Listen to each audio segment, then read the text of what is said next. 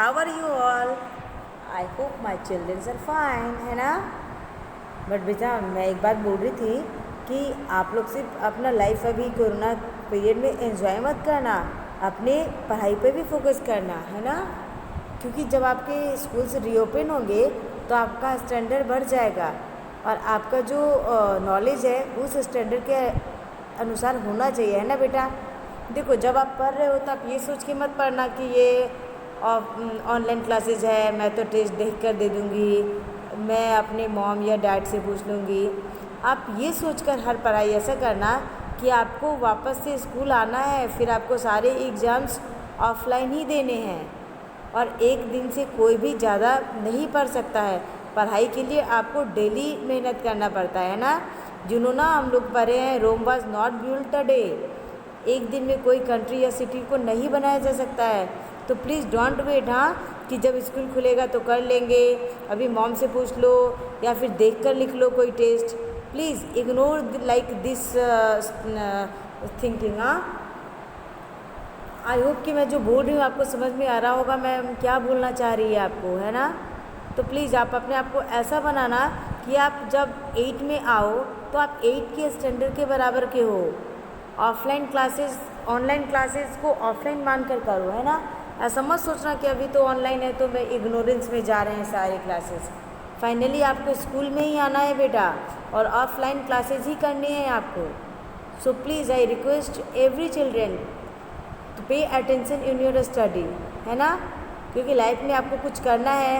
ये कोरोना चले जाएगा लेकिन वो जो समय है ना, समय वापस नहीं आएगा बेटा। आप अगर अभी कुछ पैसे खर्च कर रहे हो तो वापस से फिर आप अर्न कर लोगे, लेकिन ये जो समय है आपके 7th का पीरियड है वो चला जाएगा, वो नहीं आएगा। और जिन्होंने कि पढ़ाई क्या होता है कि 7 से 8 कनेक्टेड होता है। जब तक आप 7 नहीं पढ़ोगे 8 नहीं समझ पाओगे, है ना? तो आपको हर एक लेक्चर अटेंड करने हैं, हर एक क्लासेस करनी है। मैंने अधिकतर देखा है कि बच्चे साइंस में और मैथ्स में बहुत ज़्यादा अटेंटिव रहते हैं, लेकिन क्या करते हैं कि हिंदी, संस्कृत या फिर गुजराती जो भी लैंग्वेज क्लासेस होते हैं स्किप कर देते हैं। तो आई रिक्वेस्ट यू बेटा प्लीज़ डोंट डू दिस। हाँ, आपको सारे सब्जेक्ट का नॉलेज होना चाहिए। आपके एग्ज़ाम सारे सब्जेक्ट में देने हैं। जब आप कोई कॉम्पिटिटिव एग्ज़ाम दोगे तो वो सिर्फ मैथ्स या साइंस में नहीं रहेंगे। आपको पता है जैसे IPS या कुछ भी बड़े वाले आप एग्ज़ाम क्रैक करना चाहते हो तो आपको सारे सब्जेक्ट के नॉलेज होने चाहिए। सो प्लीज़ पे attention in your every subject, don't be selected, okay? Don't be selected. चलो, मैंने सोचा कि बहुत दिनों से आपको कहानियाँ पढ़ाती जा रही हूँ, बुक पढ़ते जा रहे हो, तो अभी हम लोग कुछ ऐसा टॉपिक ले जिसमें आप भी कुछ लिख सको, आप भी कुछ कर सको। तो फिर मैंने सोचा ऐसा क्या हो सकता है, तो फिर मेरे माइंड में आया कि चलो मैं बच्चों से निबंध लिखवाती हूँ। तो निबंध जब लिखेंगे तो मन में ख्यालात आएंगे, अपने ख्यालात लिखेंगे तो उन्हें भी अच्छा लगेगा। मैं सिर्फ आपको आइडिया दे रही हूँ, है ना? करना आपको खुद से ही है। ये नहीं कि मैम जो ऐसे लिखवा रही है आप वही लिख दोगे तो मुझे मज़ा नहीं आएगा। आप जब अपने विचार लिखोगे, अपने व्यू लिखोगे तो ऐसे या फिर निबंध पढ़ने में तब ज़्यादा मज़ा आता है, ओके? तो अभी आपको क्या करना है कि भले मैं ये आपको देखो, मेरे जो टाइटल होते हैं या जो मैं सेलेक्ट करती हूँ निबंध के लिए वो होते हैं कि आप उस पर अपनी विचार लिख सको, व्यक्त कर सको, है ना? जो आप रोज़ के डे बाय डे देख रहे हो, मैंने सिर्फ उसी टॉपिक को सेलेक्ट किया है ना। जैसे अभी देखो हम लोगों का जो पहला टॉपिक है बढ़ता प्रदूषण, तो आपको पता है ना कि अभी पॉल्यूशन कितने बढ़ रहे हैं, है ना? तो ये जो पॉल्यूशन बढ़ रहा है उसमें तो आप कितने पेजेस लिख सकते हो, है ना? तो मैं सिर्फ हिंट दे रही हूँ कि आप ऐसा ऐसा लिख सकते हो, बाकी आप अपने मर्जी से लिखना, ओके बेटा? स्टार्ट करूँ मैं? चलो, बढ़ता प्रदूषण। आप ठीक है?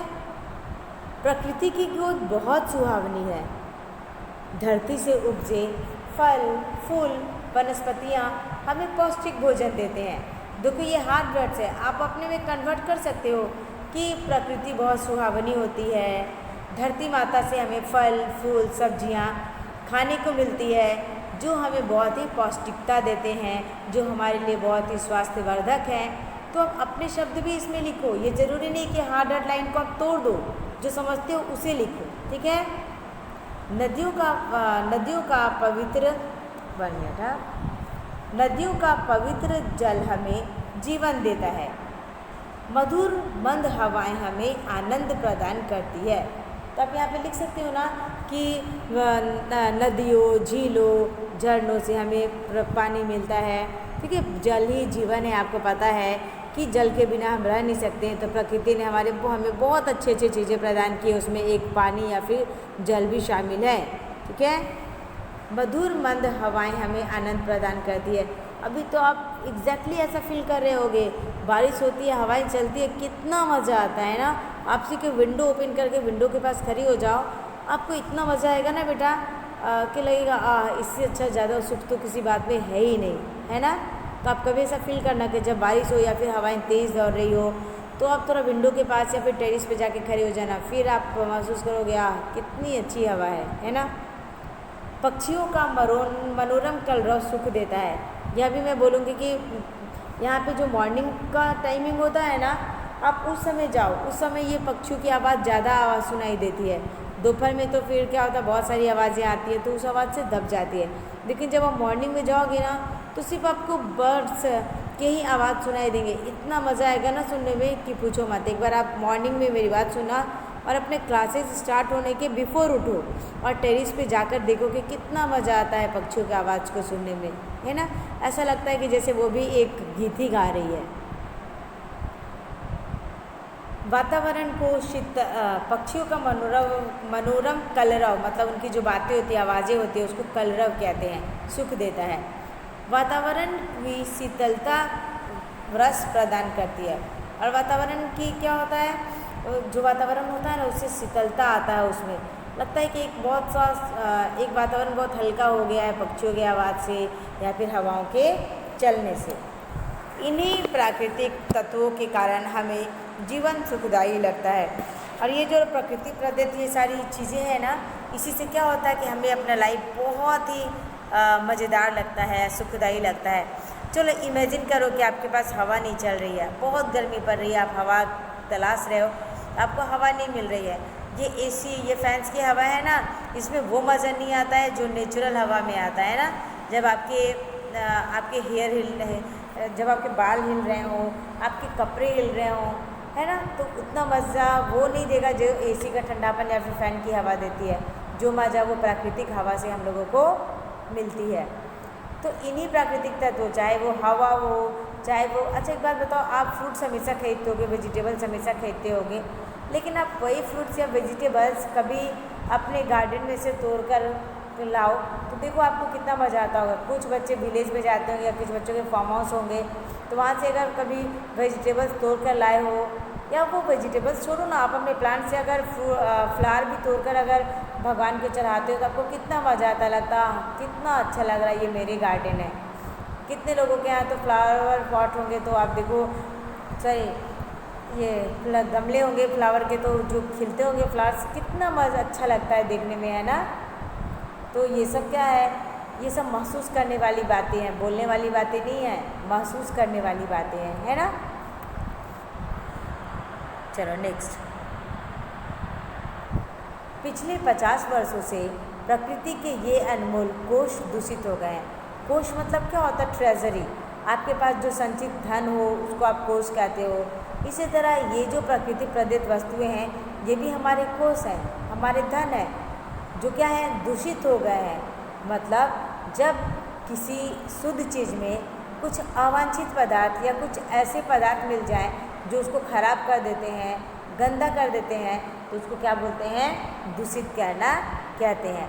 तो पिछले 50 वर्षों से क्या हुआ कि प्रकृति की ये सारी वस्तुएं, चाहे वो हवा हो, चाहे वो पानी हो, चाहे वो फल फूल हो, ये सारे क्या हुए, दूषित हो गए। आपको पता है ना, फल फूल में भी कितने सारे पेस्टिसाइड और इंसेक्ट वाले सब छिड़काव कर करके, या फिर वेजिटेबल्स को जल्दी ग्रो करने के लिए कुछ इंजेक्शन और वो मेडिसिन का भी यूज़ करते हैं।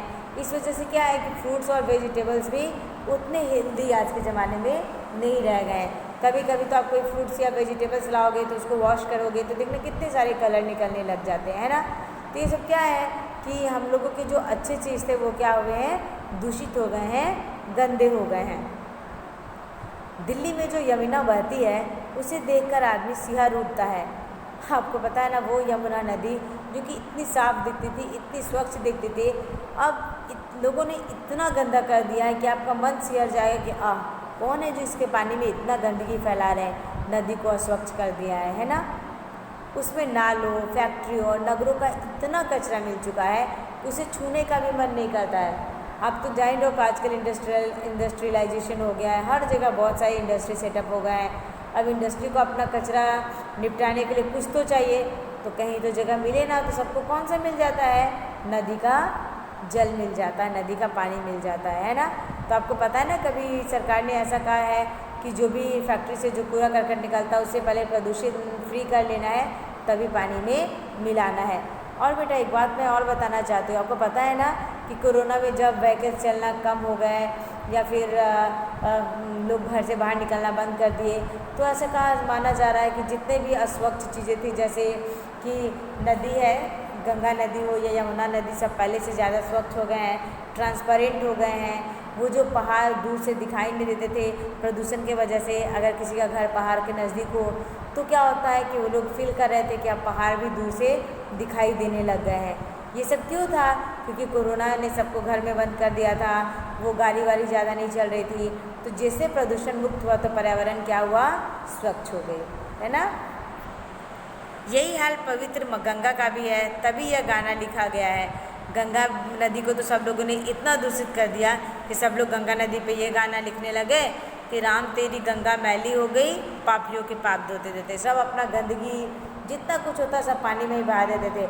जो बहुत सारे लोग एनिमल्स रखते हैं, वो भी एनिमल्स को ले जाके वहीं पर नहला देते हैं, है ना। जो जिसके घर नज़दीक में होते हैं वो कपड़े धोते हैं, बर्तन धोते हैं, मतलब पानी को शुद्ध पानी रहने ही नहीं दिया है, उसे कचरा वाला पानी बना दिया है।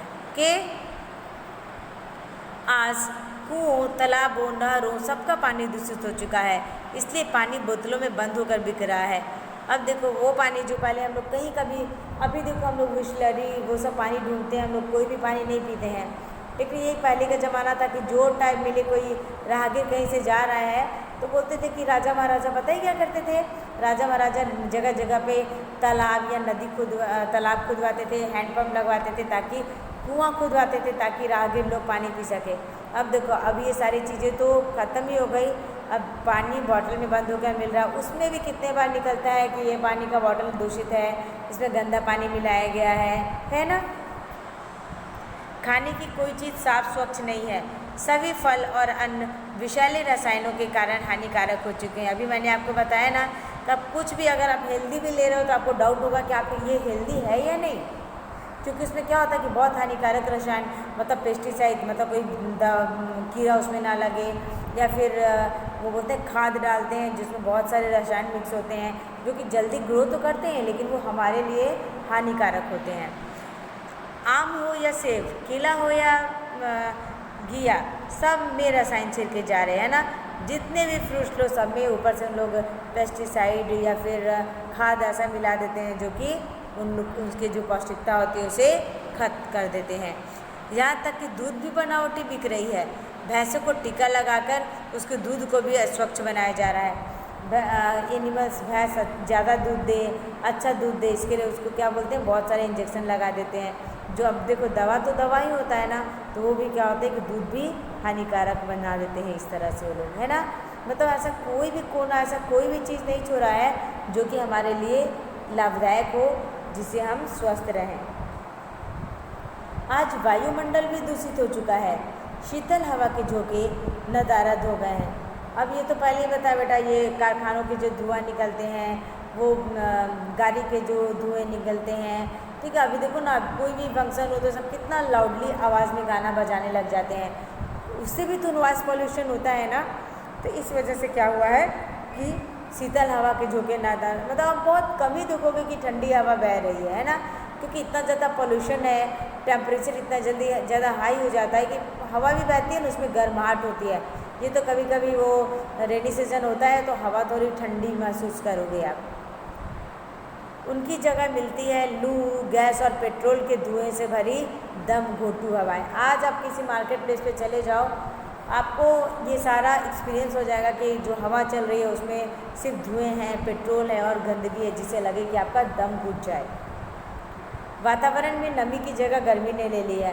पहले जो एटमॉस्फेयर में मॉइस्चर हुआ करता था, अब गर्मी ने ले ली है। चाहे कोई भी सीजन हो, आप गर्मी महसूस कर सकते हो। उमस और घुमस के कारण जीवन कठिन हो गया है। पृथ्वी का ताप रोज़ रोज़ बढ़ता जा रहा है ना। इसी के कारण ना आज देखो, ना तो रेनी सीजन के समय रेन रहता है, ना गर्मी के समय ज़्यादा गर्मी, ना ठंडा के समय ज़्यादा ठंडा, है ना। तो सारा पर्यावरण जो है ना वो उथल पुथल हो गया है, सारा बहुत ज़्यादा बदलाव आ गया है, किसी का भी कोई ठिकाना नहीं रह गया है। इतना ज़्यादा गर्मी हो गया है कि ऐसा बोलते हैं कि हिमालय का जो ग्लेशियर है वो पिघलने लग गया है। ऐसा होगा तो कभी क्या होगा कि हम लोग का जो पृथ्वी है वो जलमग्न हो जाएगा। वैसे भी तो आपको पता है ना कि वाटर बॉडीज़ का ज़्यादा परसेंटेज है अर्थ के कंपेयर में, है ना। ये देखो अभी मैंने बोला और ये खुद ही आगे आ गया। देखो कि इसके कारण बर्फ़ के ग्लेशियर पिघल पिघल कर समुद्र का जल स्तर बढ़ा रहे हैं। किसी ने सच ही कहा है। आपको ये सब दोहा लिखने की ज़रूरत नहीं है, बस मैंने अपनी अच्छाई के लिए, आपको अच्छा लगेगा इसलिए मैंने डाल दिया है। अगर बढ़ाओगे अब ताप, करना होगा पश्चाताप। अगर आप इसी तरह धुएँ निकालते रहोगे, गाड़ियों से फैक्ट्रियों के धुएँ निकालते रहोगे तो क्या होगा, अगर आप ताप बढ़ाओगे तो आपको पश्चाताप करना पड़ेगा, है ना। देखते हो ना आए दिन सुनामी, तो कौन सा तूफान येस और क्या क्या कौन सा तूफान आते रहता ना। अभी अपने गुजरात में तूफान आया था ना, फिर उड़ीसा के साइड भी आया था साइक्लोन। तो ये सभी उसी का परिणाम है कि जो हम लोग टेम्परेचर सामान्य बराबर नहीं रखते हैं ना, इसलिए ये सभी प्रॉब्लम्स हम लोग फेस करते हैं। अगर आप प्रकृति के साथ छेड़छाड़ करोगे तो वो भी तो अपना बदला किसी ना किसी रूप में लेगी ही ना बेटा। वो क्यों छोड़ देगी। आज आपके साथ कोई बुरा कर्म करता है तो आप बोलते हो भगवान देखेंगे, या फिर खुद ही बदला लेने में जुट जाते हो। तो जब हम प्रकृति के साथ छेड़छाड़ करेंगे, जैसी है उसे वैसा नहीं रहने देंगे, तो क्या वो हमसे बदला नहीं लेगी? वो भी तो हमसे बदला लेगी ही। तो उसी का परिणाम है ये सब, कभी सुनामी, कभी अर्थक्वेक, है ना। आए दिन कुछ ना कुछ होता रहता है ना। अब तो बागों में कोयल कूकती है, ना तो बागों में कोयल कूकती है, ना मोर नाचते हैं, यहाँ तक कि गिद्ध भी नज़र नहीं आते। और दूषित वातावरण के कारण कई जीव जंतु और पक्षी लुप्त होते जा रहे हैं। देखो पहले जैसे आप मॉर्निंग में उठोगे ना तो कोयल की कूक न सुनाई देती थी। रियली हाँ, ये देखो पढ़ने के बाद आप भी महसूस करोगे कि आप कोयल की कूक अब नहीं सुनते होगे, बहुत कम, रियरली, है ना। और ना ही आप पिकॉक को नाचते हुए देखोगे। और वो गिद्ध जो कि हमेशा इधर ऊपर नीचे घूमते रहते थे वो भी नहीं नजर आते, क्योंकि सब दूषित पर्यावरण के कारण, है ना। बहुत सारे जीव जंतु पशु पक्षी ऐसे हैं जिनकी स्पीसीज अब लुप्त हो गए हैं, वो है ही नहीं, है ना। वातावरण में शोर इतना है कि लोग बहरे हो गए हैं। आज सड़कों पर वाहनों का शोर, उत्सवों पर डीजे संगीत का शोर, सब जगह शोर ही शोर है। इसके कारण तनाव बढ़ने लगा है ना। आप देखो सड़कों पे जाओ तो आपको वाहनों से निकली हुई आवाज़ों का शोर सुनाई देगा। तो आप कोई उत्सव हो तो सब डीजे लगा देते हैं, जगह जगह एकदम नॉइस पोल्यूशन कर देते हैं। इसके कारण क्या होता है, तनाव बढ़ता जाता है। प्रदूषण बढ़ने के दो कारण हैं, एक तो बढ़ती आबादी आपका, और दूसरा तो अंधाधुंध विकास। देखो आप ही इस एरिया में जो आप लोग रहते थे, पहले सब बोलते हैं कि यहाँ पे जंगल था, ट्रीज थे, है ना, वस्त्राल में। अभी अब देखो सब बोल रहे हैं कि आए दिन फ्लैट ही बन रहे हैं। भाई फ्लैट बनाओगे तो जीने के लिए ऑक्सीजन भी चाहिए ना, तो थोड़ा तो सोचो कि थोड़ा जंगल रहने दें।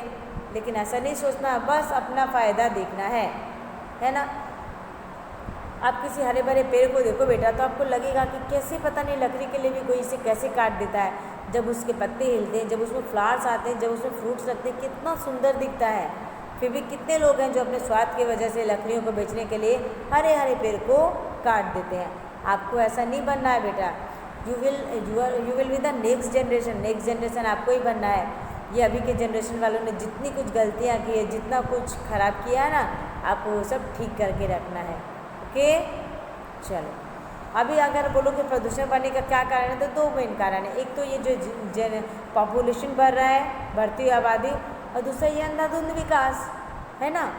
इन दोनों पर लगाम रखने से प्रदूषण घट सकता है। अगर हम इन दोनों पे कंट्रोल करेंगे, लगाम रखेंगे, तो प्रदूषण घट जाएगा। अच्छा आप बताइए कि आपने वो मूवी देखा होगा ना अक्षय कुमार वाला, जिसमें वो पक्षी बन जाता है। सब क्या करते हैं कि टावर, ज़्यादा कनेक्शन टावर पकड़े, सब ऊंचाई पे अपने टावर लगाते जाते हैं। इससे कितने सारे पक्षी क्या है, मर जाते हैं। अभी 3G आया, फिर 4G आ रहा है, 5G आएगा, लेकिन आपने कभी सोचा है कि ये सब में जो टावर लगते हैं सब क्या करते हैं, सब आसमान में दूर तक लेकर जो जाते हैं, इससे पक्षियों को कितना नुकसान पहुंचता होगा। हम लोगों को तो बस मतलब है कि हाँ हम लोग का नेटवर्क परफेक्ट होना चाहिए, भाई थोड़ा उन लोगों के बारे में भी तो सोचो, उन लोगों का भी तो घर है। सिर्फ यहाँ पे भगवान ने हम लोग ह्यूमन बींग्स को ही घर नहीं दिया है, बाकी सब भी है जिसका घर है यहाँ पर। हम लोगों को कोई हक नहीं है कि अपने फ़ायदे के लिए हम लोग सबका घर क्या करें, नष्ट कर दें या तोड़ दें। ओके बेटा, ये हो गया आपका बढ़ता हुआ प्रदूषण। मैंने आपको बहुत सारे बातें बता दी, इसमें जो अच्छा लगे, जैसा अच्छा लगे आप अपने ऐसे में इंक्लूड करना और मुझे लिख के दिखाना। जब नोटबुक सबमिट करोगे तो मुझे आपके शब्द चाहिए, ये शब्द नहीं चाहिए, ठीक है। बस मिस्टेक मत करना वर्ड्स में, ठीक है। चलो अभी हम लोग क्या करते हैं, एक बढ़ता प्रदूषण तो हमने पढ़ लिया, मैंने सोचा कि एक साथ 2 निबंध करवा देती हूँ, ठीक है। तो अब जो दूसरा निबंध हम लोग पढ़ने जा रहे हैं उसका शीर्षक है मनोरंजन के आधुनिक साधन।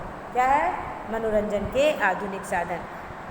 अब देखो ये भी ऐसा टॉपिक है जिसमें मैं ना बोलूँ तो आप 1 पेज क्या 2 पेज बोल दोगे। अभी तो आप ये सब कर ही रहे हो, है ना, इसलिए मैंने दूसरा टॉपिक लिया मनोरंजन के आधुनिक साधन। चलो एज्यूम करो, सपोज आपका फ़ोन ख़राब हो गया है, आपके टीवी का रिचार्ज ख़त्म हो गया है, अब आप आइडियल ऐसे घर में बैठे हुए हो, आपका तो मन ही नहीं लगेगा। आप सोचो कि जॉब में क्या करूं, फ़ोन ख़राब हो गया, टीवी रिचार्ज नहीं है, पापा मम्मा रिचार्ज करवाओ, हम लोग क्या करेंगे पूरा दिन, है ना। आपका मन एकदम पागल जैसा हो जाएगा। तब आपको ना तो कैरम याद आएगा, ना तो आपको लूडो आएगा। आजकल तो लूडो भी ऑनलाइन ही खेल रहे हैं सब, है ना। लूडो के लिए भी सबको ऑनलाइन ही ज़्यादा पसंद आ रहा है। तो इस पर तो मैं क्या बोलूँ, आप 2-3 पेज बोल सकते हो कि आप अपना इंटरटेनमेंट मनोरंजन कैसे करते हो आजकल, है ना। चलो फिर भी मैं बोलती हूँ, आपको हिंट मिले फिर आप इसी आधार पर नया ऐसे या निबंध लिखना, ठीक है। सबसे पहले आज का मानव मनुष्य बन गया है। आधुनिक मशीनी ज़िंदगी में मनुष्य को मनोरंजन की बहुत आवश्यकता है। सच्ची बेटा, अभी तो आप घर पे हो लेकिन जब आप स्कूल में रहते हो तो आप पे कितना प्रेशर रहता है ना, स्कूल जाना, ट्यूशन जाना, एक्स्ट्रा क्लासेस करना, या हम टीचर्स को ही देख लो, अभी स्कूल का काम, घर का काम, फिर हम लोग सोचते हैं कि थोड़ा रेस्ट करें, अगर कोई एक मूवी देख लो या कोई एक प्रोग्राम देख लो तो हम लोग का भी मन क्या होता है, रिफ्रेश हो जाता है, मतलब हम लोग नए सिरे से काम करने के लिए फिर रेडी हो जाते हैं। तो इसलिए क्योंकि आज हम लोग मशीन जैसा काम करते हैं बिना रुके, है ना, तो हम लोगों की लाइफ में ये जो इंटरटेनमेंट है, मनोरंजन है, वो बहुत ज़्यादा ज़रूरी है ना। हम लोग को लाइफ में अगर मनोरंजन नहीं रहेगा तो हम लोग अपना काम सही ढंग से रिफ्रेश होके नहीं कर पाएंगे। उसे ऐसे मनोरंजन के साधनों की आवश्यकता है जो उसके थके हारे मन को गुदगुदा सके, है ना। हमें कैसे चाहिए, ऐसा मनोरंजन का साधन चाहिए जो हमें थके हुए मन को हल्का कर दे, थोड़ा हंसा दे, मुस्कुरा दे, है ना। मनोरंजन के यूँ तो अनेक साधन है जैसे सिनेमा, टेलीविज़न, वीडियो, कंप्यूटर आदि, परंतु व्यक्ति को मनोरंजन के लिए उन साधनों को अपनाना चाहिए जो उसे पसंद हो।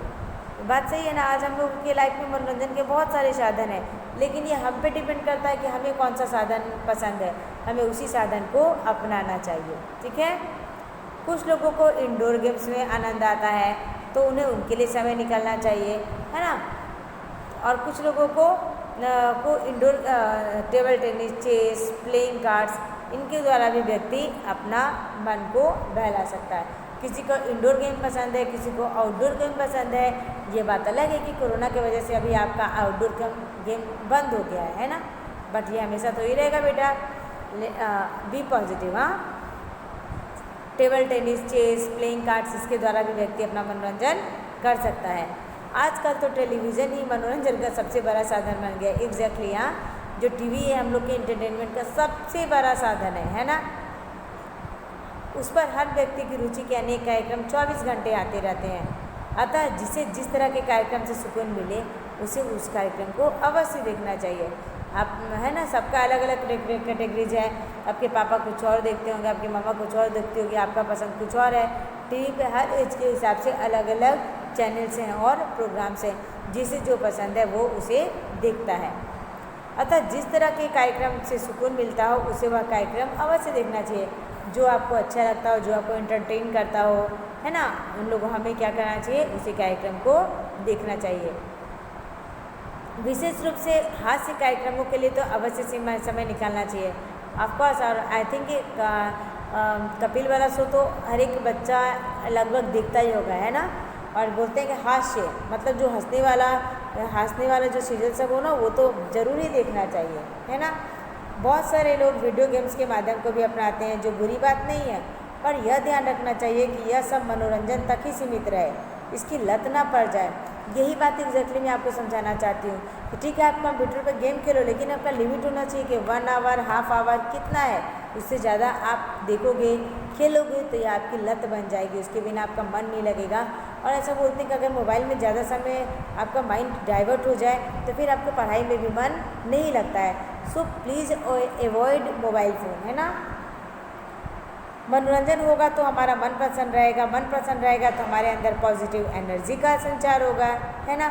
अगर आप मनोरंजन करोगे तो क्या होगा कि आपका मन खुश रहेगा, उससे क्या होगा कि आपके अंदर पॉजिटिव एनर्जी आएगी। मान लो सुबह से आप काम करते जा रहे हो, पढ़ाई कर रहे हो, पढ़ाई करते जा रहे हो, लेकिन एक समय आता है जब आप थक जाते हो और आपके पढ़ाई आप दिमाग ना तो आपके दिमाग में जाता है, और रिटर्न वर्क करो तो वो भी गलत होता जाता है। ऐसा क्यों?